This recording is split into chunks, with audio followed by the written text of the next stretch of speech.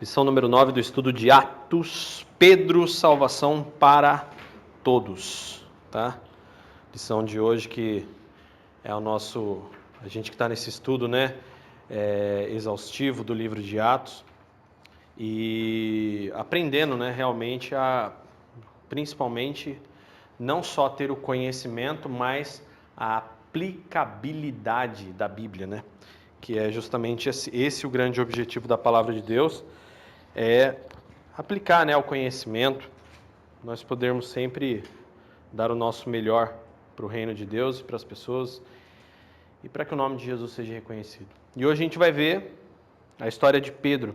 Pedro que é aquele personagem ao qual Jesus vira para ele e faz a brincadeira, o trocadilho com o nome dele, né? Pedro, pedra, sobre essa pedra eu vou edificar a minha igreja, tal. Aquilo ali foi um trocadilhozinho.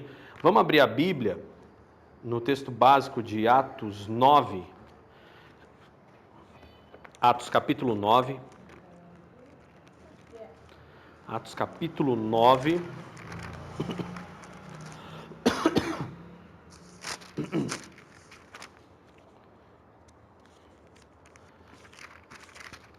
Versículo 32.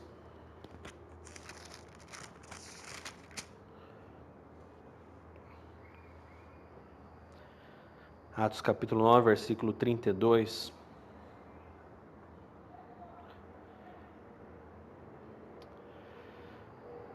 E antes da gente entrar nesse texto, vamos curvar nossa cabeça e agradecer a Deus. Senhor, muito obrigado por esse estudo, obrigado por esse momento que estamos passando aqui, nos dedicando e aprendendo, Senhor, a Tua palavra, aprendendo, Senhor Jesus, mais do Teu reino, para nos aplicarmos a praticar, Senhor, o Teu reino. Pai, que o Teu conhecimento venha sobre nós. Senhor Jesus, nos arrependemos antes de qualquer coisa de todo pecado, nos arrependemos de toda falha e Deus, em nome de Jesus, perdoa-nos agora. Nos arrependemos, ó Pai, para que não haja nenhum impedimento do Teu agir, não haja nenhum impedimento da manifestação do Teu Santo Espírito em nós, que nós possamos realmente, Pai, aprender a praticar e aplicar tudo que estamos aprendendo aqui e podendo servir melhor ao nosso próximo, através da Tua palavra e servindo aos nossos próximos, como o Senhor serviu aos seus discípulos. Muito obrigado, Senhor, por essa oportunidade hoje. Abençoa-nos com Teu Santo Espírito em nome de Jesus. Amém.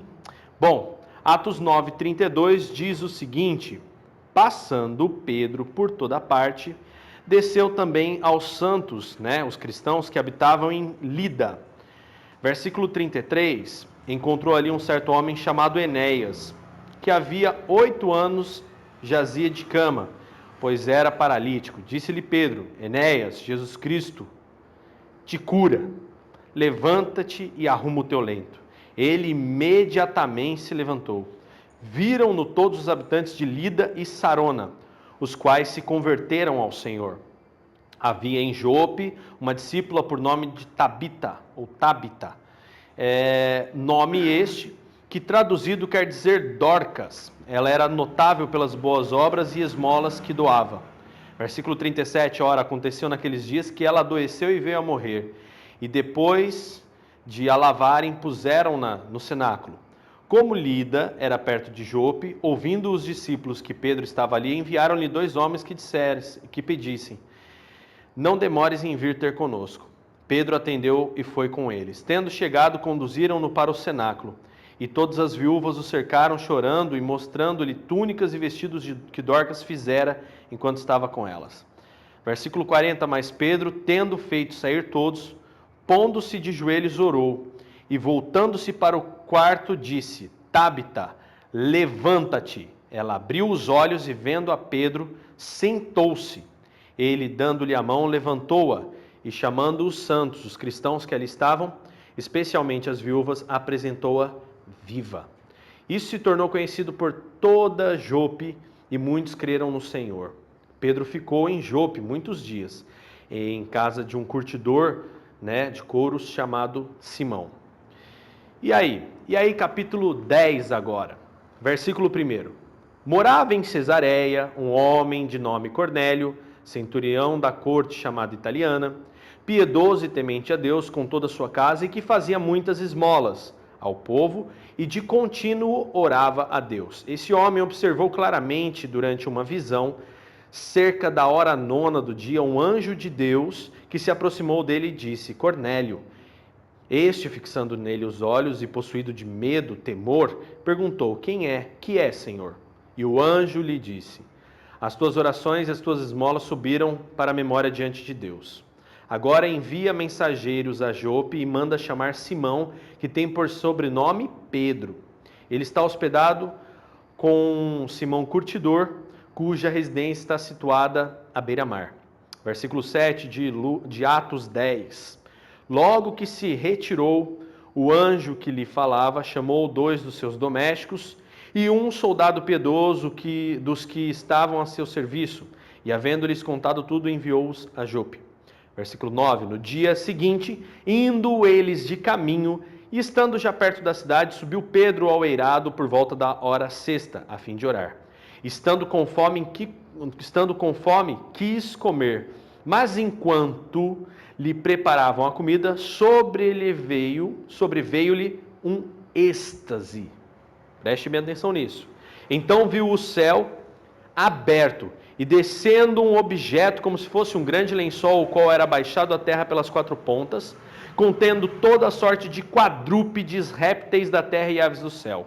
E ouviu uma voz que se dirigia a ele, dizendo: levanta-te, Pedro, mata esses animais e come. Mas Pedro replicou: de modo nenhum, Senhor, porque jamais comi coisa alguma comum e imunda. Segunda vez a voz lhe falou: ao que Deus purificou, não consideres comum. Sucedeu isso por 3 vezes, e logo aquele objeto foi recolhido ao céu. Enquanto Pedro estava perplexo sobre o qual seria o significado da visão, eis que os homens enviados da parte de Cornélio, tendo perguntado pela casa de Simão, pararam junto à porta.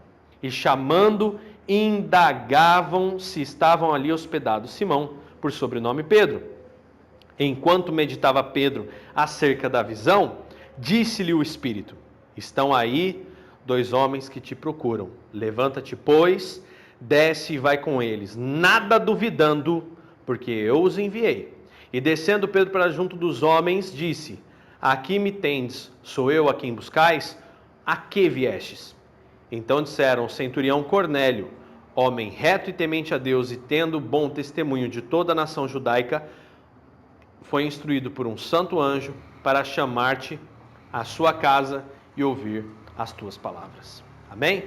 Bom, aqui Pedro ele começa a entrar num divisor de águas, né? Nós vimos na semana passada que Paulo passou por esse divisor de águas também quando aceitou a Cristo. E Pedro, não é porque Pedro tinha andado com Cristo 3 anos, né? Que durante 3 anos ele foi protegido literalmente pela presença de Cristo. Essa é a verdade. Pedro foi protegido durante 3 anos pela presença de Cristo. E olha que interessante, agora não tem papo. Agora Pedro está sozinho e ele tem que começar a fazer o que ele foi chamado para fazer. Dentro desse contexto, Pedro é levado a começar a pregar, a começar a fazer milagres, porque onde o reino de Deus estava havia a palavra e havia milagre também, havia conversão e ao mesmo tempo havia transformação da vida das pessoas. E aí é onde Pedro começa a propagar o reino de Deus. Só que Pedro é colocado agora frente a frente com a sua própria cultura, com a cultura judaica, mas a cultura judaica humana, de uma forma humana, não da forma como Deus havia instituído, de uma forma espiritual. Pedro estava acostumado com a cultura judaica e os ensinamentos bíblicos de uma forma carnal, não de uma forma espiritual somente. Nesse momento ele já tinha sido confrontado por Paulo, já, né? Não, ainda não. Não, nesse momento de Atos 9 não, é mais para frente. Interessante que Pedro, o fundador da igreja, mesmo depois de um bom tempo, ele continua aprendendo. Sim, esse é o X da questão, porque ele foi sendo tratado em diversas áreas. Agora chega um momento em que Pedro começa a ser confrontado com aquela questão: mas eu sou judeu. Mas antes de você ser judeu, você é cristão, você é servo do reino de Deus. Então, essa condição, servo do reino de Deus, está acima da sua nacionalidade, da sua tradição judaica, que era muito enraizada no questão religioso, né? E aí Pedro se vê forçado a enfrentar esses desafios, essas transformações. Vamos na revista? Na revista aqui, né, o alvo dessa lição é entender que o importante para Deus são as almas. E essas não têm raça ou culturas distintas. O versículo-chave vai estar lá em Atos 11:17, que diz assim: pois se Deus lhes concedeu o mesmo dom que a nós nos outorgou quando cremos no Senhor Jesus, quem era eu para que pudesse resistir a Deus? Uma fala de Pedro, né?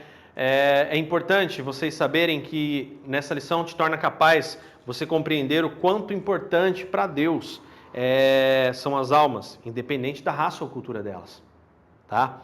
Segundo, valorizar o exemplo de Pedro, né? Estimulando a sua vida pelo exemplo dele.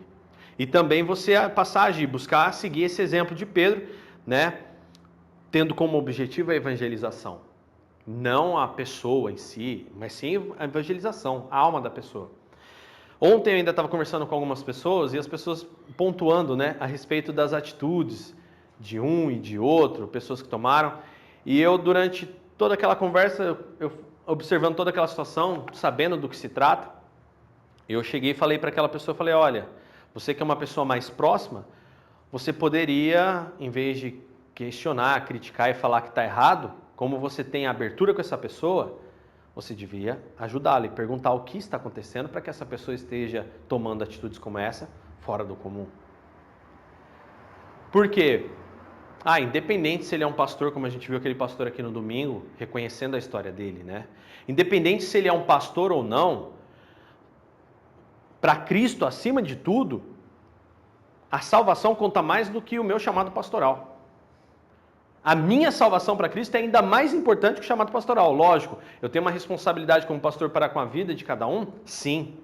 Isso vai me ser cobrado? Sim, de certa forma. Mas a verdade é uma só. Para Cristo, Cristo não morreu por uma placa de igreja. Cristo não morreu por uma questão, né? Mas Cristo morreu pela salvação, inclusive a salvação de quem erra. Principalmente de quem erra, porque todos nós erramos. Todos nós pecamos, todos nós fomos destituídos da graça de Deus. Então é onde a gente tem que olhar com amor mesmo, situações, puxa vida, o pastor errou, a pessoa caiu. Sim, caiu. Talvez não esteja mais apto para desenvolver aquela missão, mas isso não tira e nem risca essa pessoa daquele know-how de pessoas que têm acesso à graça e à salvação em Cristo. Entendeu? Nós não podemos tratar dessa forma.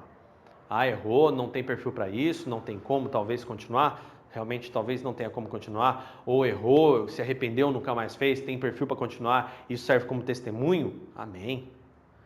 Cada caso é um caso, né? A gente analisa cada caso, mas a gente nunca pode esquecer, né, que a salvação de uma pessoa precede qualquer coisa. Se não fosse assim, não existiriam casos daqueles chamados no último segundo, né? No último segundo de vida haver um arrependimento verdadeiro, como foi o ladrão na cruz, né? A gente vê bem isso, o reino de Deus é inaugurado, né? Com uma situação em que Jesus falou, olha, vá, batize, pregue. Só que na cruz mesmo, na morte dele, ele provou que não existe padrão. O padrão é a graça, o amor e o perdão. Na cruz ele já provou que a alma é mais importante. E a história de Pedro nos revela isso. Que a graça de Cristo, a salvação daquela alma, está acima de todo tipo de cultura, de crença e tudo mais. Porque tudo isso daí pode ser relevado. Tudo isso pode ser trabalhado e Deus conhece o coração, só Ele, né? Conhece o coração, como eu falei na pregação no domingo. Então isso é importante a gente entender, principalmente com essa lição. Olha só, Lucas deixou Paulo em Tarso e por quase 2 capítulos e meio tem seu foco no ministério de Pedro. Há 2 eventos que se destacam nessas passagens. Os milagres de Pedro, né, que compõem um dos eventos e o outro. A conversão de Cornélio e a conversão de Cornélio. Observe que Lucas escreve 2 histórias de conversão, uma bem próxima da outra. Se você se lembrar quem era Pedro antes de se tornar um dos grandes líderes da igreja, não poderá deixar de admirá-lo por sua transformação. Olha quem era Pedro, né? Pedro, lembra que eu falei que enquanto Pedro estava com Jesus, ele foi protegido? A gente não pode esquecer que Jesus chega para Pedro e vê Pedro todo bambambam, folgadão, espaçoso, e ele chega, chama Pedro e fala: Pedro, Satanás pediu sua alma hoje. Ele veio aqui para pedir se ele podia arrebentar você, Pedro. Então, esse era o Pedro protegido por Cristo naquele momento. Agora é um outro Pedro que ele, na verdade, necessita do Espírito Santo para fazer o que é necessário. E olha só que interessante. Temos de lembrar que ele era o pescador, porém não um simples empregado. Era um dos donos da empresa de pesca do senhor Zebedeu, né, que era o pai dele. A pesca na Galileia era um negócio rentável. De lá saíam peixes para todo o império, principalmente para a nobreza na Judéia e para outras importantes capitais. Pedro teve uma experiência marcante de conversão e de transformação. Antes era oscilante e uma pessoa impulsiva. Depois, em sua primeira carta, especialmente no capítulo 5, parece calmo e um líder de referência para outros novos pastores, né? Aqui quando ele fala no capítulo 5, de 1 Pedro, né? A gente sabe que Pedro, quando escreve as cartas, ele já passou um processo muito grande, né? As cartas foram escritas no final da vida de Pedro, quando Pedro quase próximo de ser martirizado, tá? No entanto, um aspecto de sua vida ainda persistia, depois de algum tempo. Seu foco apenas no povo de Israel e na gente da sua raça, que eram os judeus. Assim como Deus usou uma experiência dramática para a conversão de Saulo, ele usou a conversão de uma outra pessoa, que foi Cornélio, um não-judeu, para mudar a vida de Pedro, né? Então, o que acontece? Pedro, a grande dificuldade de Pedro, e eu vejo até nisso, né, o chamamento de Paulo, né, a gente já falou isso, Pedro acabou limitando o ministério dele ali aos judeus, ele acabou ficando ali. Isso foi ruim? Não, não foi ruim. Foi propósito e Jesus tanto já sabia disso. Mas ele também tinha esse medo, né? Ele era medroso. Talvez. A família, né, morava com a sogra, tinha filhos, eu acho que isso aí... Talvez pesasse, sim, talvez pesasse, né, tudo isso. Jesus viu que, poxa, né, cara, você está aqui, né, talvez a perseguição, não sabemos muita informação, né, a gente sabe da sogra de Pedro por causa da cura que Jesus fez, a gente sabe da família dele por causa desses contextos, tinha um pai que chamava Zebedeu, tinha todos aqueles familiares ali, o irmão dele, Tiago, né, João. Então, o que acontece? Todos esses contextos influenciam? Com certeza, sem sombra de dúvidas. E claro, ele por causa disso deixou de ser o Pedro da pedra que a igreja estava fundamentada sobre ele? Não, até mesmo porque Paulo ele foi muito claro. Você vê Paulo falando isso em uma das cartas, não sei se é Efésios, Filipenses, que Paulo escreve e fala que, olha, você tem uma família, você tem que cuidar dessa família. Entendeu? Você tem, né, uma prioridade. Você casou, sua prioridade é sua esposa, seus filhos. E tanto que Paulo fala, ó, se você puder, não se case, né? E ele orienta isso principalmente para aqueles que querem seguir a jornada de ministros do reino de Deus, presbíteros, né, da palavra de Deus, que são os pastores. Então ele falava, mas ainda assim, o pastor, o que ele falava? Que era necessário ser marido de uma só mulher. Entendeu? Então, por exemplo, que papel que poderia desempenhar uma pessoa com o perfil de Paulo? Missionário. Aquele que viaja, prega a palavra, tal, tudo mais. E ainda assim, depois no futuro da igreja, com as famílias, né, os presbíteros pegavam as famílias e levavam para as cidades. Então, talvez medo? Talvez sim, um pouco de medo. Receio de uma cultura. Pedro, ele era, né, a gente tem mais para frente em Atos, aquela situação que eu sempre cito aqui, que Pedro, num determinado momento, começa, quando não tem judeu nenhum, ele senta e come com todo mundo, de repente chega judeu, ele, só vou sentar com um judeu agora. Então Pedro, nesse ponto, ele era meio esquisito ainda. Foi primeiro que ele conheceu João Batista, né? Sim. Aí ele voltou para pescar de novo, andou um tempo com Jesus, daí voltou para pescar. Eu acho que ele ficava meio... Não, ele ainda ficava ali, dependia, tinha algumas coisas que dependiam dele, né? E o que é muito bom. O que não tirou a autoridade dele, principalmente porque Paulo, quando vai fazer, né, os comissionamentos, as viagens, antes de qualquer coisa, Paulo vai falar com quem? Com Pedro, entendeu? Porque autoridade é autoridade, irmão. Uma coisa que, né, o pastor Carlos sempre falou muito, hierarquia não se quebra. Hierarquia não deixa de existir. Então você tem que respeitar a hierarquia, porque é uma coisa instituída por Deus. Então, você vê isso, que a hierarquia foi instituída sobre Pedro. Pedro era essa pessoa. Jesus fez questão, né? Mesmo depois que Sim. ele levou Jesus, ele achou que ele estava fora. Sim. Ele ficou, mesmo com arrependimento. Um sentimento, um coração, né? De tipo assim, puxa, pisei na bola. Porque aí vem todo um filme, né? Talvez na cabeça de Pedro. Poxa, eu era aquele cara que ele falou que sobre essa pedra edificarei a minha igreja. Agora eu, né? Pedro que foi o único em Marcos quando Jesus pergunta: e vocês, o que vocês pensam que eu sou? Só Pedro responde que ele era o Cristo. E aí Pedro tem todo esse sentimento: puxa, eu o único que acreditava fielmente que ele era o Cristo entre todos, que disse que morreria por ele, neguei ele. Puxa vida. Então, talvez sim. Jesus sabe que ele está pensando que está fora do esquema, depois manda assim, avisa Pedro. Fala o nome, né? E foi um lance bem legal. E Pedro era meio assim. Pedro, ele tinha esse jeitão meio assim, né? Meio, sei lá, meio, talvez, não sabia se expressar muito bem, talvez, né? Pedro fez milagres. Atos 9, do 32 ao 43, como a gente leu. O ministério de Pedro era itinerante, pois o texto bíblico nos informa que ele passava por toda parte. Ele viajava não apenas para evangelizar, mas para visitar os irmãos com o objetivo de encorajá-los e compartilhar a palavra com eles. Como quando visitou Lida, a cidade, um dos distritos, da Judéia. Os irmãos dali talvez tinham sido evangelizados no Pentecostes ou por Filipe em suas viagens missionárias regionais.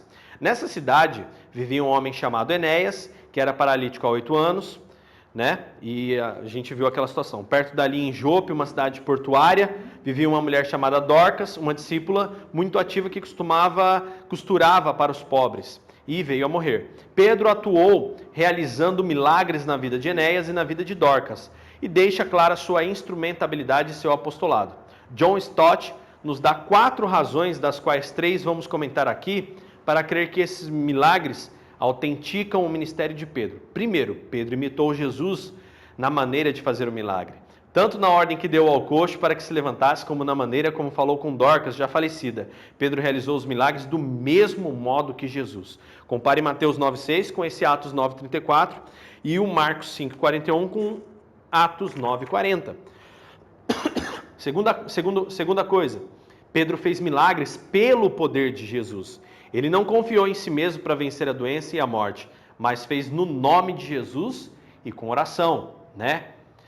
E terceiro, ambas situações resultaram na glória de Deus. Muitos conheceram a Deus e glorificaram o Senhor pelo resultado dos milagres que foram operados por aquele apóstolo. Tá? Então, o que acontece? Pedro operava pelo nome de Jesus. Ponto. E isso é o que confere autoridade a ele. E você vê que ele faz tipo um Ctrl-C, Ctrl-V. A ordem, Pedro tinha muito essa questão, né? Tanto que hoje nós batizamos com uma frase de Pedro, né? Eu te batizo em nome de Jesus para a remissão dos seus pecados. E recebereis do alto, né? Do Senhor, o Espírito Santo. Então, Pedro tinha muito essa questão das frases, né? Por causa até mesmo do perfil dele, ele gostava de encaixar as frases e falar como Jesus falava. Então isso é muito importante para a gente entender, que Pedro era um discípulo mesmo. Lembra aquilo que Jesus fala, que basta ao discípulo ser como o mestre? Então Pedro vive isso, claramente. Pedro se colocou como instrumento de Deus, tendo Cristo como seu modelo de ação. Ao servir ao Senhor na igreja ou fora dela, o melhor caminho a seguir e sempre imitar é Cristo. Tá? Pedro foi chamado por Cornélio, o centurião, Atos 10, do 1 ao 8, que a gente leu. Pedro estava em intensa atividade ministerial, parou um pouco em Jope na casa de um curtidor chamado Simão. Esse fato já nos desperta atenção, pois um judeu não ficaria num ambiente onde se lidam com animais mortos. Tá? Então, Simão, curtidor de couro, ele tinha que pegar animais mortos para tirar a pele e fazer todo o processo. Bom, depois disso temos no texto informações sobre Cornélio. Ele era um centurião, ou seja, um comandante de 100 homens, e era um homem temente a Deus. Podemos deduzir que ele adotou algumas práticas judaicas, como o monoteísmo, porém, sem se tornar um convertido oficial ao judaísmo. Além do testemunho sobre a vida de Cornélio, temos também o testemunho sobre a vida, sobre toda a sua família. É bom lembrar que nessa época havia um abismo muito grande entre judeus e não judeus. Esse preconceito foi criado por uma distorção da doutrina da eleição por Israel, que não cumpriu a sua missão de ser instrumento de Deus para outras nações e se tornou uma nação exclusivista, tá? Então Israel, ele é um sinal para todas as nações, tanto que até hoje, quando acontece coisas com eles, para a gente é um sinal. Só que Israel acabou que foi a nação escolhida para que o Messias nascesse no meio deles, só que infelizmente eles não conseguiram, né, ser esse exemplo, ser o exemplo, né, na sua totalidade. Se tornou uma nação perdida e corrompida como todas as outras nações pagãs, e eles usavam desse título divino para fazer uma divisão entre nós somos geração ou nação de Deus e vocês não. E é uma coisa que a gente tem que tomar muito cuidado, né, abrindo um parênteses aqui dentro dessa aula somente, é que muita gente tem aquele hábito de falar assim, eu sou Israel de Deus. Você não é porcaria de Israel nenhuma, meu filho. Você não é Israel de Deus. Tem que parar com essa crença. Muita gente fala, não, porque eu sou o Israel de Deus. Você não é Israel de Deus. Você é igreja. Nós somos a igreja de Cristo. E isso sim, a igreja, a noiva de Cristo, que está sendo preparada para ser levada para morar com ele. Agora, Israel é o povo que tem um dogma, Israel é o povo que puxou a exclusividade, que, né, se privou. Você vê que geralmente pessoas que têm esse hábito de falar que eu sou Israel de Deus, tem um pouco do hábito de exclusivismo. Você pode ver que geralmente quem tem esse... É incrível, gente, como é que pode, né? Um espírito que agia no meio do povo de Israel, age na mente das pessoas até hoje. A pessoa que tem o hábito de falar que eu sou Israel de Deus, geralmente tem um comportamento exclusivista. Entendeu? Por isso que eu estou fazendo esse parâmetro aqui. Para que eu queria me colocar ou me atrair um título, sendo que se eu sou uma igreja, eu sou um servo de Cristo, entendeu? Uma coisa que fica muito clara no contexto da cultura cristã é que os títulos não são envaidecidos, né? Se você tem um título, existe uma palavra no Novo Testamento que diz a quem mais é dado, mais é cobrado. Quando você confere um título para si, maior é a carga que você tem que carregar, maior é a responsabilidade. A quem mais é dado, mais será cobrado. Então a gente tem que entender que aquele que mais recebe tem que ser o que mais serve. Entendeu? Então as pessoas perdem essa noção, atraem para si títulos e contextos e tentam arrumar, que nem eu vi um absurdo, né? Da Ana Paula Valadão, para variar, eles vivem inventando coisa, né? Ana Paula Inventação, a respeito do nome Brasil, né? Que falou que o nome Brasil é uma terra abençoada, porque Brasil era o nome da madeira que foi dado porque era o cara que era comerciante, que tinha o nome Brasil, entendeu? E é uma história mais ou menos assim, meio absurda até, é absurdo. Que daí esse cara, o nome Brasil, na verdade era uma mutação de um nome judaico e que não sei o que era envolvido com a tribo não sei das quantas. Gente, eu não sei de onde eles tiram essas coisas. Não tem nada a ver, cara. Se você pegar o nome pau-brasil, é pau de brasa. Vem de brasa o nome, porque é vermelho, é uma madeira muito vermelha. É mais vermelho que o mogno até, entendeu? E era vendido porque os móveis ficavam lindos, pareciam móveis feitos de pedra, aquela pedra vermelha, né? Pedra preciosa vermelha. Rubi, né? Rubi é vermelho. Parece móvel de rubi, fica vermelho, fica bonito o negócio. Por isso chama-se pau-brasil, pau em brasa, madeira em brasa. Não tem nada a ver com... Cara, é cada besteira que o povo arruma para falar que o Brasil foi dado depois de vários nomes, não foi? Foi, depois de um monte de nome. Teve uma série de outras coisas. Então, como extraía-se muito pau-brasil aqui, né, dessa região, acabou ficando com esse nome de Brasil, né, de brasa, entendeu? Se ela falasse assim, não, que no nosso país o nome é brasa, então é por isso que é um país de Pentecoste, não sei o quê, tudo bem, né? Um povo em brasas, né? Tudo bem. Vai, Ana Paula, para de inventar, Ana Paula. Ai, meu Deus. Entendeu? Não tem que ficar arrumando desculpa para falar que o Brasil é uma bênção. O Brasil é uma bênção, a China é uma bênção, todo país é uma bênção, somente se o Senhor for o Senhor dessa nação. Acabou. Se um povo reconhece Deus como Senhor, a gente viu lá na Noruega o que aconteceu. No reflexo histórico, né? Não tem corrupção quase zero e tudo mais. E o Temer vai lá e chama o cara lá, o primeiro-ministro da Noruega, não sei do que, de rei da Escócia. Ai, meu Deus do céu, não sei o que foi da Suécia, sei lá. Gente, que vergonha, meu Deus. Ai, presidente. É complicado. Segundo, Pedro foi chamado por Cornélio, centurião, que a gente estava lendo aqui, né? É bom lembrar que nessa época havia um abismo muito grande e tal, e a nação se tornou exclusivista, e foi o parênteses que a gente abriu. Então Deus planejou e deu uma visão a Cornélio, um gentio, né, que não era judeu. Um anjo ordenou que ele mandasse buscar Pedro, um judeu. Sem hesitar, o centurião obedeceu e mandou 2 empregados e um soldado piedoso até Pedro. Aplicação desse conhecimento. A gente pode ser surpreendido com alguma situação em nossa vida, coisas que jamais imaginávamos acontecer conosco. Nessa hora, o melhor a fazer é orar e esperar para entender o que Deus quer de nós, né? Hoje mesmo eu fiz um compartilhamento de uma postagem. Um cara chegou no restaurante, sentou um mendigo, sentou para comer, mendigão, né? Aí a garçonete veio, atendeu muito bem, não sei o que, tal, beleza. Serviu da melhor forma, como sempre, atendeu todos os clientes. Quando terminou, o cara deixou uma nota de $100 de gorjeta e ainda um bilhete, né?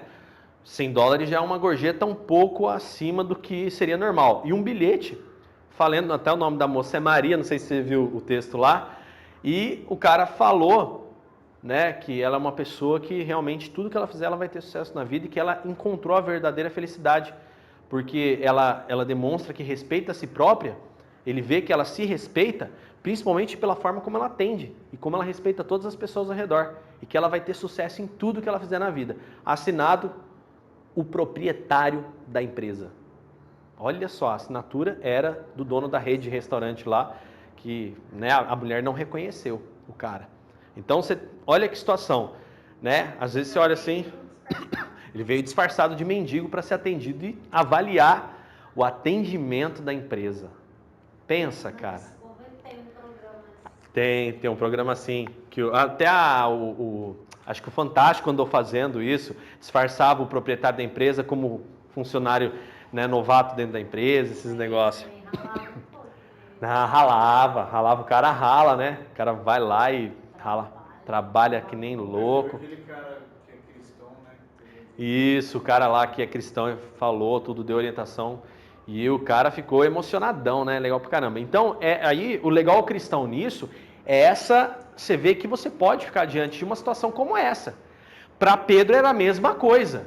Opa, eu levar um gentio, ir lá falar com um gentio. Por isso que Deus, já conhecendo quem era Pedro, sabendo como que ele era meio, né? Tipo, tinha um pouco daquela vaidade ainda, que era uma vaidadezinha, né? Deus começou já a avisar antes.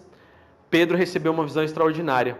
O Deus que agiu de um lado, agora vai agir de outro, trabalhando na vida de Pedro. Este tinha subido ao terraço para orar e estava esperando por uma comida que estava sendo preparada para ele. Lá ele teve uma visão, um grande lençol que descia do céu, baixado pelas 4 pontas, com toda espécie de quadrúpedes, répteis e aves do céu.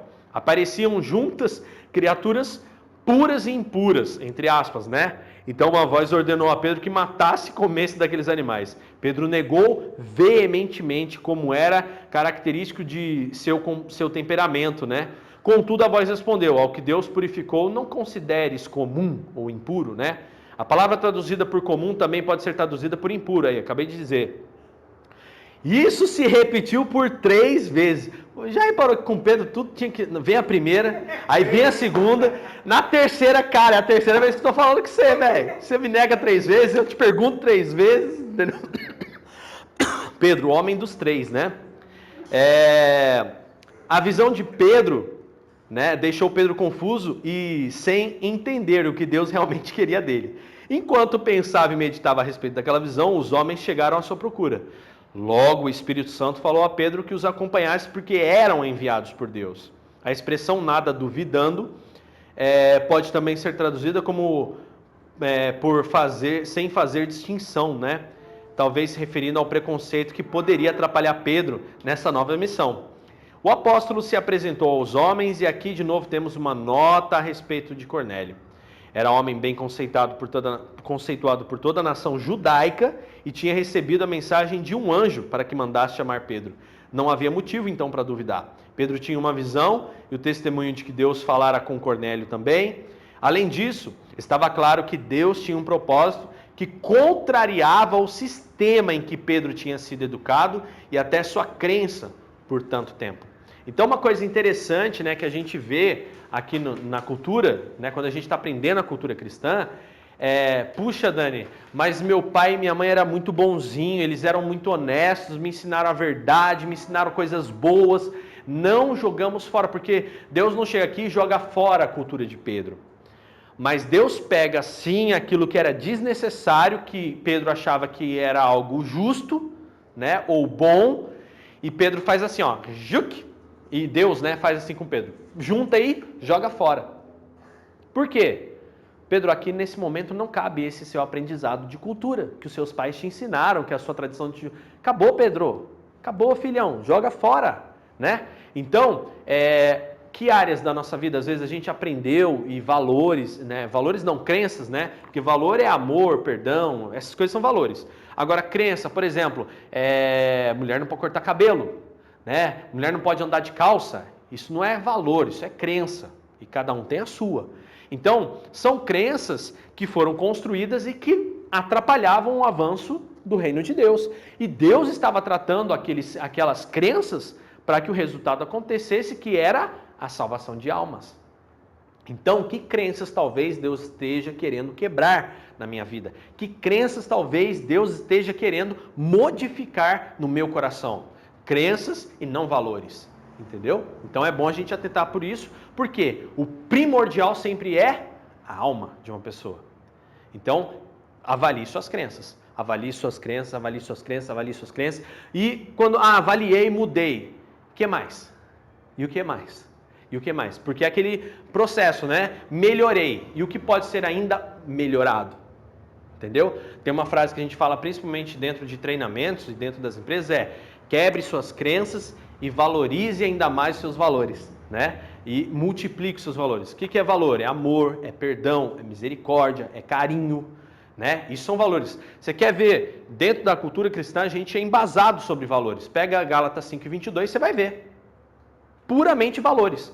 Lá não existe crença, lá existe valores, né? Domínio da língua, do pensamento, isso são valores. Não suspeitar o mal, né? Ser uma pessoa compassiva, né? Compassiva, né? A palavra longanimidade, né? Então isso são valores. Nosso sistema cultural do reino de Deus é montado sobre valores, não sobre crenças, tá? Então, tanto que crenças dentro do sistema cultural, quando elas são enaltecidas, essas crenças destroem o sistema de valores. Por exemplo, uma crença, né, não é um valor. Crença que é um ritual. Guardar o sábado. Guardar o sábado foi um ritual que era dado para o judeu, tá? Um ritual guardado para o judeu. Já não é para a gente. Porque Paulo fala que Cristo morre na cruz e prega a lei naquela cruz.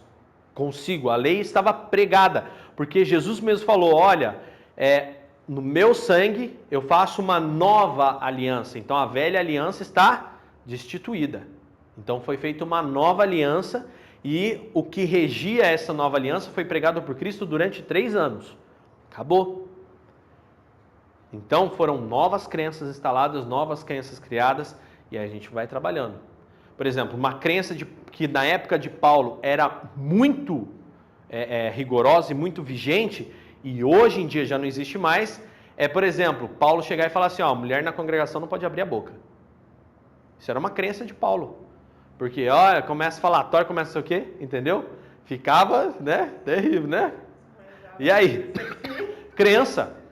Hoje em dia a gente vê pastoras abençoadas como Joyce Meyer. Tá vendo? Só os homens podem falar agora, hein? Então são crenças de Paulo, né? Paulo que ele falou, mulher que não fala. Então era uma crença dele, que hoje em dia a gente já entende muito bem que essa questão, né, do homem e mulher, macho e fêmea, é aqui na terra. Lá no céu não tem isso. Nossa, mas como é que vai ser lá no céu? Não vou ser mulher? Ué, não sei como é que vai ser lá no céu, porque essa concepção macho e fêmea foi dado na terra. A alma não tem sexualidade, né? Olha que interessante, uma coisa para a gente pensar no céu, né? Então, uma coisa para a gente avaliar.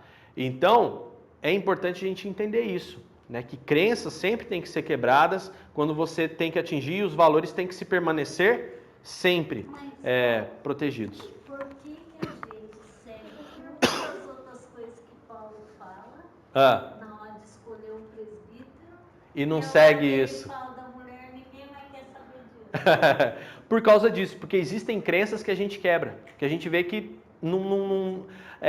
vê que se aplicou a um determinado momento e depois não se aplicou mais. A crença é isso. A crença é algo que pode, por exemplo, hoje eu construo uma crença, um ritual, por exemplo, a gente teve 2 etapas no ministério.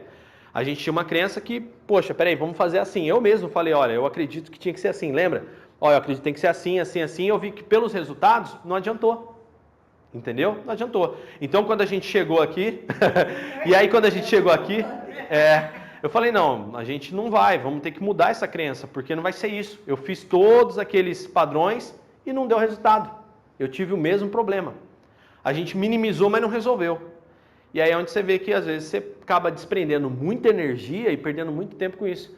E aí, por exemplo, hoje, né, eu acredito que as mulheres são tão capazes quanto os homens. Sim, tão capazes quanto, né? Poxa vida, quantas de vocês já não receberam a palavra da Joyce Meyer, leu um livro da Joyce Meyer, né? Tem... Eu acho esquisita. É estranho. Tem igreja que eu já ouvi falar que a mulher sozinha. Não, aí foge. É esquisito. Por exemplo, ó. Por exemplo, deixa eu dar um exemplo. Sim. Eu acredito no Paulo que, de um certo ponto, tem que haver o respeito. Porque, por exemplo, eu vejo em muitas igrejas isso. A mulher querendo disputar, por exemplo, o Dani é pastor, eu sou pastora. E tem muitas mulheres que querem disputar com o marido. Quem tem mais autoridade, quem ensina mais. Então, essa briga, e até mesmo a mulher não saber se colocar no lugar dela, não de que eu sou inferior.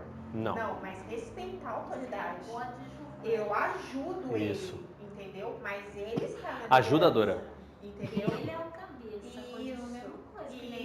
Sim. Isso mesmo. Sim. Aí você vê que muita igreja tem briga por causa disso. Que o pastor começa a brigar com a pastora. Você pode ver que a A Joyce... própria pastora não briga com... A própria pastora começa a rolo com o pastor. É onde entra... Você pode ver que a Joyce Meyer não lidera a igreja. Você vê que ela não é líder de uma igreja. Ela é uma pregadora do evangelho. É assim como tinha, nesse exemplo aqui, Dorcas. Mas ela, como discípula, ela falava do reino de Deus. Ela falava, entendeu? Dorcas era um exemplo de discípula do reino. Então, os discípulos, ambos os sexos.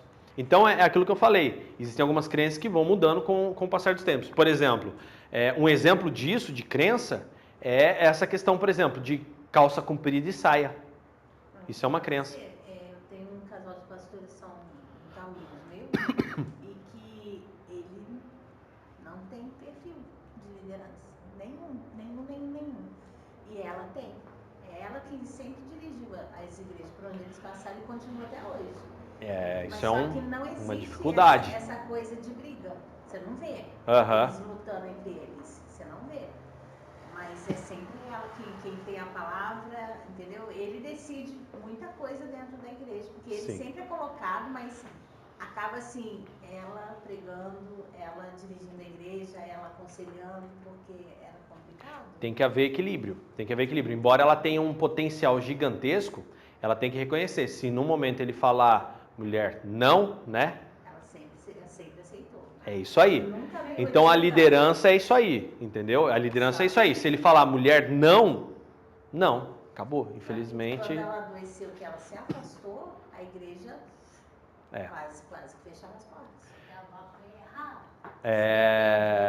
Uma pessoa para a igreja andar. Isso daí tem que tomar cuidado. Ele não tem essa coisa da palavra. Sim. É uma coisa que eu falo. O dedinho cai, o resto tudo morre. É isso que é o X da questão. Não pode morrer, né? Tem que continuar fazendo. E isso é importante. Quando a gente fala, quando Paulo estipula esse negócio que as mulheres não se manifestem, era geral, tá? Isso daí era geral. E isso está dentro de uma carta estipulado para um determinado público. Tá? É importante a gente entender isso. Será que lá não era problema? É lá onde ele estava, a gente tem que entender que a carta é destinada para um perfil de igreja. Efrodita, né? Fala para ela se acertar. Entendeu? Você vê que é uma coisa tão local também, é uma crença tão local, e que as pessoas às vezes acabam aplicando porque talvez tenham igrejas semelhantes por aí, que, por exemplo, a gente tem um exemplo de Timóteo, em que Paulo enaltece a mãe e a avó de Timóteo, porque eram pessoas que pegava junto, entendeu? Então é uma coisa muito interessante. Então, só para a gente poder entender, né? Aqui, Pedro, a gente está discutindo a respeito de crenças e valores, né? O que Deus estava tratando em Pedro era que as crenças limitantes dele não impedissem o agir do reino de Deus, entendeu? E isso é tão evidente, isso é tão trabalhado na vida de Pedro, que quando Paulo vem, ele reconhece, né, que Paulo é levantado por Deus, inclusive para receber o título de apóstolo, para lançar esse fundamento em outros lugares, tá? Pedro pregou a família de Cornélio, que foi onde nós não lemos, e aí diz o seguinte, que no dia seguinte, Pedro e sua equipe, formada por ele, os 3 homens do centurião, e mais alguns irmãos daquela região, partiram para Cesareia, onde Cornélio morava. O tempo de viagem era de aproximadamente 9 horas. Quando chegaram à casa do centurião, encontraram um grupo esperando Pedro, interessados no que ele tinha para dizer. Cornélio havia montado um grupo pequeno com sua família, amigos e familiares. O bom homem, que não sabia muito sobre o evangelho, prostrou-se aos pés de Pedro, que o corrigiu imediatamente e entrou em sua casa. As primeiras palavras do apóstolo mostraram claramente que tinha entendido a mensagem corretamente. Ele logo anunciou que era proibido ou era um tabu para um judeu entrar na casa de um gentio, mas que por ordem de Deus ele sabia que não deveria fazer essa distinção. Isso está em Atos 10, 28. Depois de perguntar a Cornélio a razão de sua chamada, Pedro pôde compreender melhor como Deus vinha trabalhando naquela missão, preparando o terreno de mais um coração que se abriria para a semente do Evangelho. Cornélio estava tão aberto que prontamente reconheceu que estavam na presença do Senhor e que Pedro era seu mensageiro. Pedro iniciou seu sermão com a declaração que Deus não faz acepção de pessoas. Ele foi além disso. Note bem, a questão de Pedro não era a religião, mas sim nacionalidade. Cornélio deixou o politeísmo romano, abraçou o monoteísmo judaico, estendeu isso à sua vida, mas não poderia ser salvo sem ouvir a mensagem genuína da salvação pregada por Pedro. O sermão de Pedro pode ser resumido em 6 pontos. Jesus anunciou a salvação para Israel, mas é Senhor de todos. Jesus cumpriu a profecia de Isaías 61. Jesus conviveu com Pedro e com outros apóstolos. Jesus sofreu a maldição e a vergonha que não merecia e fez isso por todos nós. Jesus ressuscitou e foi visto por muitos. Jesus formou discípulos para que o evangelho fosse conhecido por todos. Ainda Pedro não havia acabado de pregar, assim como no dia de Pentecostes o Espírito Santo veio sobre todos que ouviam a palavra. Os irmãos que estavam com Pedro ficaram admirados com tudo o que acontecia. Após isso, Pedro os batizou nas águas e, como havia feito em outras visitas missionárias, gastou um tempo com os novos crentes, que é aquele partir do pão, fazia parte, que é o que a gente até hoje faz. Então, uma coisa interessante que a gente deve observar aqui é, Dani, eu quero anunciar o evangelho para uma pessoa que está aberta, uma pessoa que já está interessada, uma pessoa que está sedenta. Pegue esses 6 passos e trabalhe em cima deles, tá? Esse daqui é o básico, ó. Uma coisa que você tem que explicar para a pessoa é que Jesus é Senhor de todos, independente se ele é brasileiro, chileno, se ele é japonês, chinês, americano, europeu. Você precisa explicar para aquela pessoa que Jesus é Senhor de todos. Segunda coisa, explicar que Jesus, ele é o Messias porque ele cumpriu uma profecia. Por isso, ele é o Cristo. Tá? Isso é muito importante as pessoas entenderem. Entender também que Jesus, assim como ele conviveu com Pedro e com os outros apóstolos, que Jesus convive conosco até hoje. Isso tem que ficar claro para uma pessoa que vai aceitar a Cristo, que Jesus não é como o Deus da religião politeísta, que são deuses distantes, né? Que são divindades acionadas para resolver problemas, repartições públicas de solução de problemas. Jesus é um Deus presente, um Deus que a todo momento atua em nós e que ele está disposto a interagir e ele convive conosco, tá? Outra coisa, Jesus sofreu, uma coisa muito importante que tem que explicar para uma pessoa, vocês têm que explicar isso para a pessoa que quer aceitar Cristo, que aquele sacrifício na cruz foi pela vida dele e pela minha também que eu aceitei. E que uma nova criatura em Cristo nasce quando você reconhece Jesus na sua vida e aceita aquele sacrifício. Quando você olha para aquela cruz e vê que aquilo era para ser você. Quando você olha para a cruz e aceita aquilo em você, aceita aquela cruz de Cristo para você, o que acontece? Você está aceitando o sacrifício da salvação para a sua vida. Isso é fator determinante para a salvação em Cristo Jesus. Aceitar o sacrifício. É necessário crer também que ele ressuscitou, porque senão aí se torna que nem os helenistas, né? Aqueles judeus da classe helenista não acreditavam em ressurreição, gente. Então tem gente que, mas como ressuscitar? Tem gente que se questiona. Ateu, pessoas de outros dogmas, que acreditam, né, na vida após a morte, mas na reencarnação. Jesus não reencarnou, tá? Jesus ressuscitou. Então isso é importante, porque é parte da profecia do Cristo.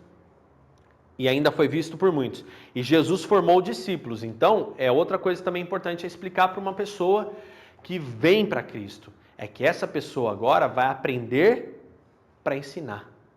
Vai aprender para o exemplo dela impactar outras vidas. Não é simplesmente ficar inerte. Então, esses 6 passos de Pedro, é bem interessante a gente aprender e praticar nas pessoas que a gente encontra no dia a dia. Que aí nós nos tornamos os servos, né, os discípulos completos. Cornélio nos ensina, uma aplicação desse conhecimento, é que Cornélio nos ensina que religiosidade e bom comportamento não constituem prova de salvação.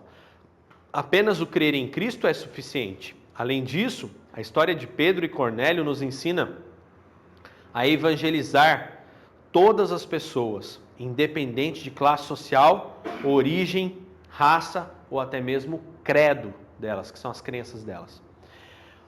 Por fim, né, Pedro justificou suas ações, que é Atos 11, do 1 ao 18.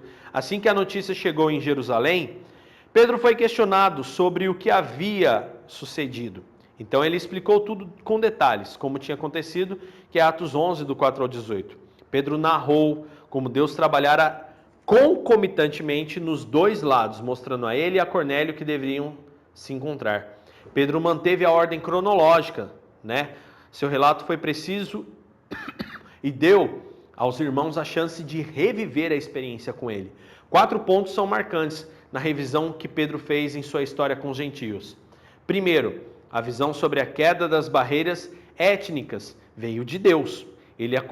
Ela aconteceu 3 vezes e ensinou que não existiam pessoas puras ou impuras por causa da etnia. Né? Uma coisa que hoje em dia, até mesmo depois a própria igreja, os próprios credos da própria igreja faz distinção entre brancos e negros, por exemplo, entre índios e entre amarelos. Então isso não existe, todos são iguais diante de Deus, não tem essa, não tem como, entendeu? E isso que já foi pregado lá atrás, mas com o passar do tempo, os seres humanos parece que vai, e você vê que geralmente, né, vamos falar lá, né, da escravização, né, dos povos afrodescendentes. Quem escravizou tinha conhecimento da palavra. As nações como Portugal, Roma e esses, né, todos esses, a Espanha, que também fez escravos durante um tempo, todos esses países eram países que tinham conhecimento da palavra. Entendeu? Ué, o pessoal de Portugal vem para o Brasil fazer o quê? Catequizar. Mas que Deus é esse que...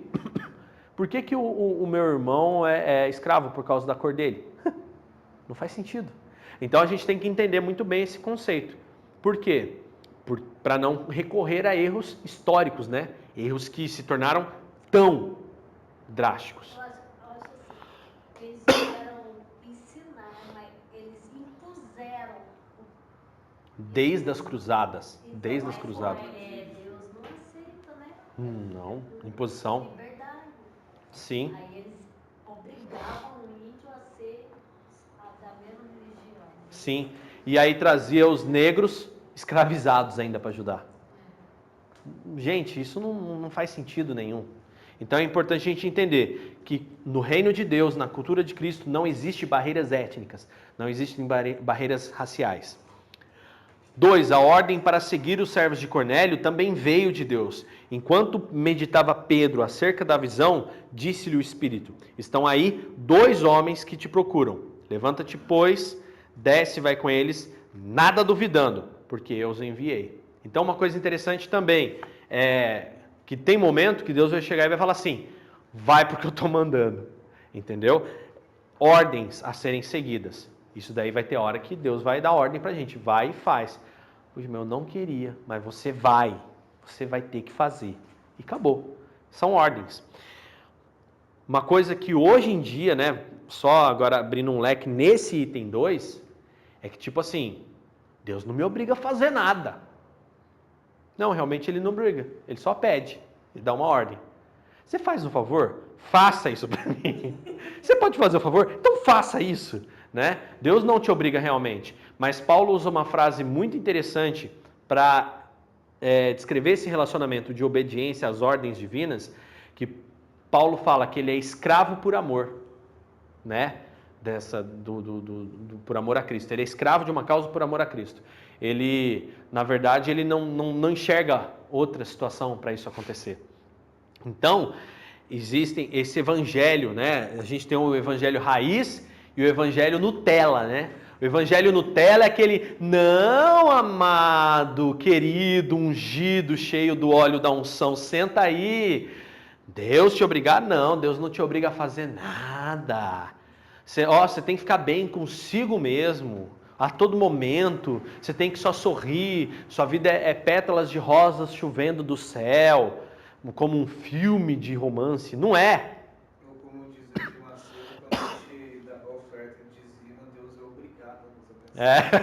Não, tem gente que inverte ainda, né? Nós damos ordens para Deus. Não é só Edir Macedo, não é que o Edir Macedo ele é rasgado. Eu acho até interessante ele ser rasgado. Tem gente que fica com essa teoria de determinismo, né? E faz a mesma coisa para Deus. Ó Deus, eu determino. Eu mando, Deus. Mas o Espírito está em mim, né? É aquilo que eu preguei domingo. O que você está ouvindo? É da carne ou é de Deus? Tem que filtrar. Porque tem coisas que não é de Deus. Então, não existe essa. Se Deus mandar, a gente tem que fazer e acabou. Entendeu? Eu acho que Deus só vai falar alguém que está em sintonia com ele. Sim. Porque ele falou com Pedro, aí Pedro já seguia ele, já tinha uma caminhada. Agora, Sim. uma pessoa que está nessa de Nutella... Ah, não. Talvez Deus até mande para ver a fé da pessoa, né? Peraí, vamos ver, você tá aqui porque crê em mim? Ah, então você está aqui porque crê em mim, então vai e faça isso, né? Por exemplo, eu passei uma situação bem engraçada uma vez em Taubaté. Eu não tenho o hábito, né, de interromper pessoas na rua e falar, olha, Deus está falando com você, né? Não conheço as pessoas. Aí eu estava comendo um pastel num lugar, num mercadão lá em Taubaté e tal. Aí de repente Deus falou assim, ó, você vai falar com essa moça do caixa. Eu falei, que mané falar com moça de caixa nenhum, rapaz. Isso é coisa da minha cabeça, não sei o que, né? Que negócio. Aí você começa a sair o espírito, não, você vai falar. Eu falei, não vou falar não. Não, você vai falar sim. Não, mas não vou falar. Não tem como, não conheço a pessoa, tá louca? A pessoa vai achar que eu tô, sei lá, dando um caô nela, né? Moça nova até. Adolescente, falei, vai pensar que eu tô metendo caô nela aqui. Não, vou falar nada não, passa pro próximo aí. Daqui a pouco ela entra numa igreja e o senhor fala com ela. Não, você vai falar, sim, senhor. Cara, paguei a conta, virei as costas, dei 2 passos e travei, cara. Sabe o que é travar? Falei, tá de brincadeira comigo, né? Voltei, falei, moça, vem cá. Você crê em... Aí a parte mais engraçada. Você crê em Jesus Cristo?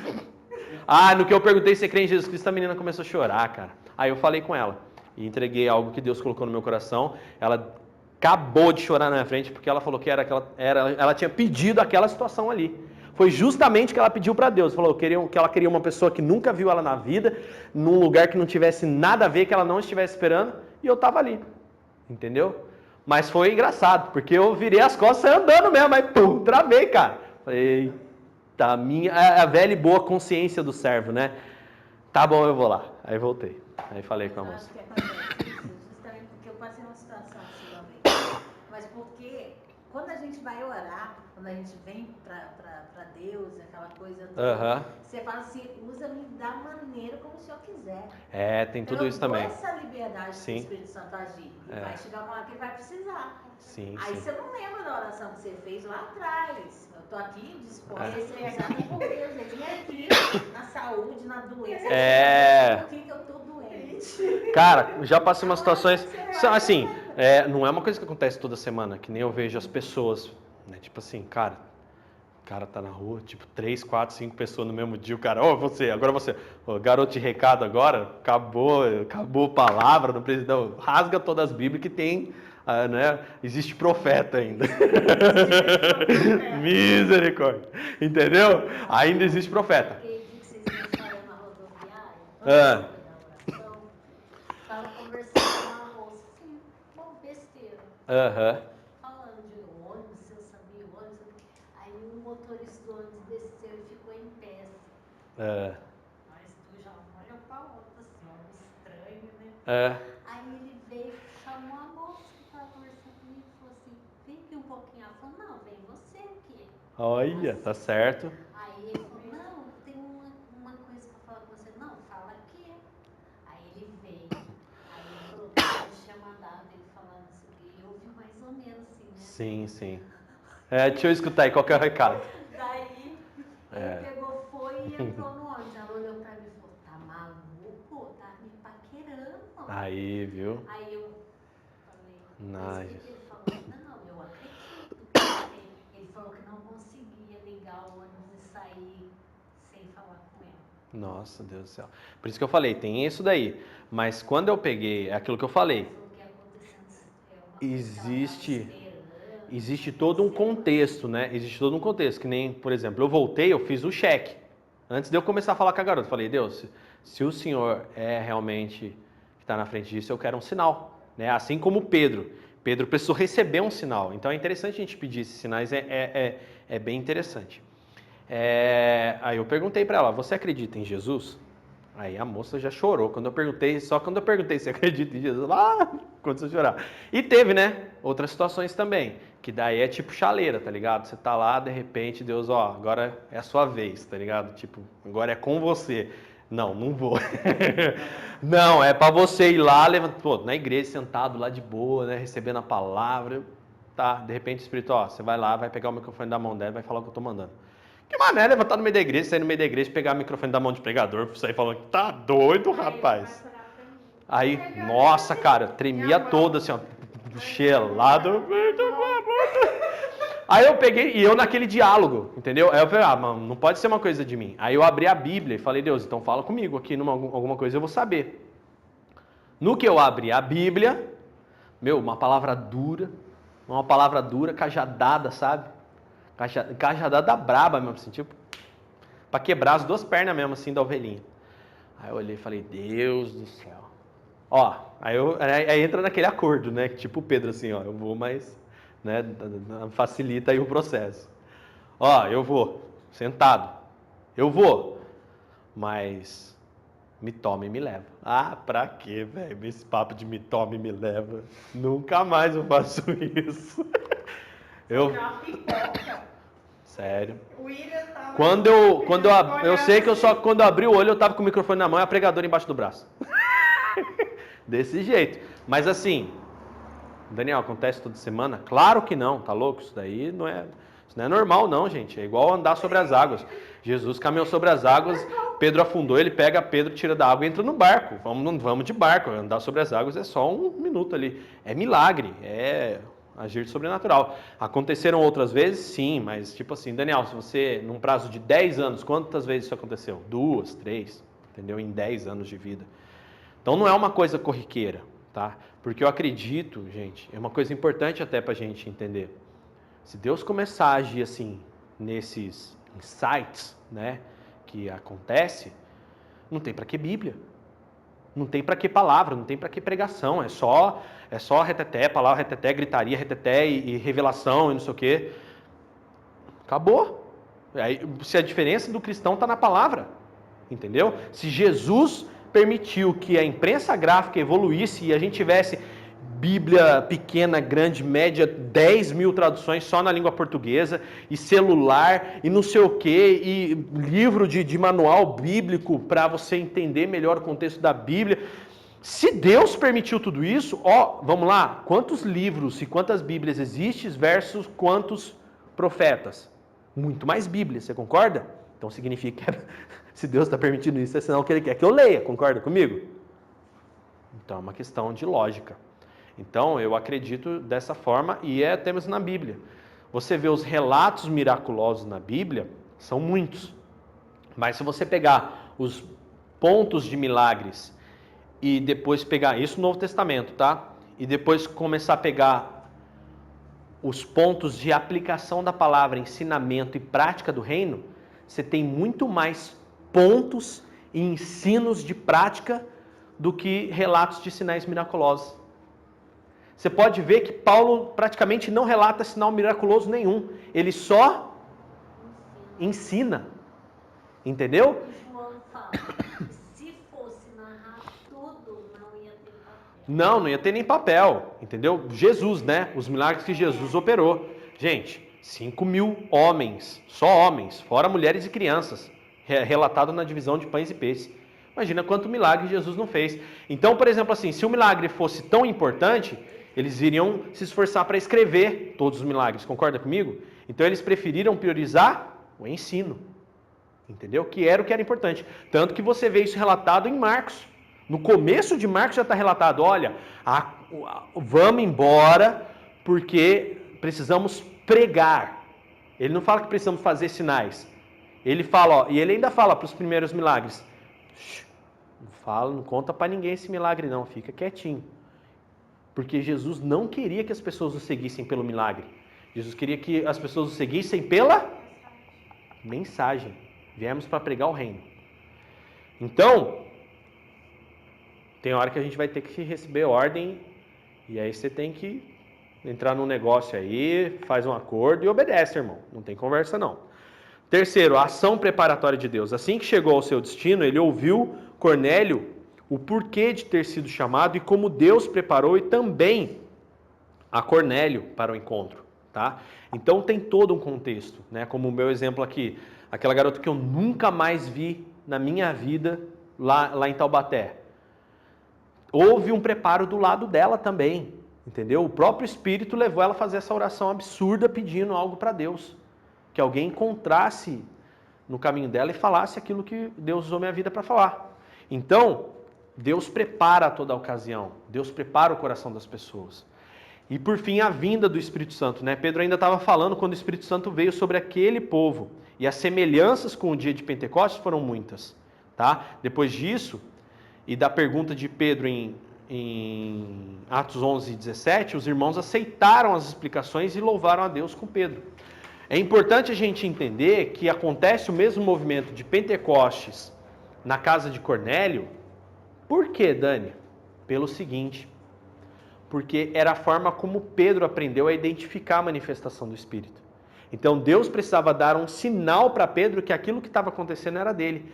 E a única forma sobrenatural, sem intervenção de ninguém, a não ser exclusiva de Deus, era aquele revestimento de poder. Porque foi depois daquele acontecimento em Pentecostes que a gente vê que Pedro se sente munido de autoridade e corajoso para poder fazer o que tinha que ser feito. Então, Deus dá o mesmo sinal para Pedro porque era a forma como ele entendia, tá? Concluindo, então, Lucas nos ensina por essa narrativa, principalmente, que Deus quer alcançar os seus, independente de raça ou costumes. O evangelho é suficiente para alcançar tanto opositores, que era Paulo, como simpatizantes, como Cornélio. Romanos 1,16 diz, pois não me envergonho do evangelho, porque é poder de Deus para a salvação de todo aquele que crê, primeiro do judeu e também do grego. Isso nos diz algo para a prática evangelística. A igreja deve ter seu olho missionário perto e longe. Além disso, deve achar uma estratégia para testemunhar a pessoas, não importando o nível social, cultura ou até mesmo procedência, né? Como aqui na igreja a gente tem, que é uma estratégia, por exemplo, dentro do meu ministério, né? Um ministério pessoal. Dentro do meu ministério pessoal, eu tenho esse trabalho aqui que a gente atende pessoas, né, de vários níveis, né? A gente vê isso claramente. E tem um ministério dentro da minha vida que se traduz em líderes, que é um ministério que eu estou sendo levado a pregar para pessoas que, teoricamente, eu não iria conseguir pregar numa feira ou pregar numa rua, que é dentro de uma empresa. Entendeu? Então, por quê? Porque, mas Jesus falou que é muito mais fácil passar um camelo no buraco de uma agulha do que um rico entrar no reino de Deus. Mas, gente, ele não disse que o rico não entraria. Ele disse que seria difícil porque o rico, ele literalmente se apega muito à questão financeira, né? E nisso acaba que fica mais difícil, porque é necessário reconhecer Deus como provedor, entendeu? E aí, só que Cristo não chegou e falou assim, não pode. Tanto que Cornélio era um centurião. Cornélio já era uma classe mais, vamos dizer, eles eram nobres, né? Assim como também aquele do personagem de Filipe, que era aquele eunuco. O eunuco era um serviçal da alta corte, ele era um nobre, entendeu? E ao mesmo tempo, Pedro ressuscitava pessoas no meio do povo em Jope, em Lida e por aí vai, tá? Então é importante entender que a salvação veio para todos, pobre, rico, né, judeu, indiano, africano, o que quer que seja, o japonês, Jesus veio para todos, amém? Algo para a gente acrescentar aí? Mais alguma pergunta, alguma dúvida? Algo para a gente acrescentar? Não? Então vamos ficar de pé, agradecer a Deus em nome de Jesus. E na semana que vem a gente continua esse estudo bíblico, né? O número 10, lição número 10, aí a expansão desses trabalhos e aí a oposição massiva, né, de tudo isso.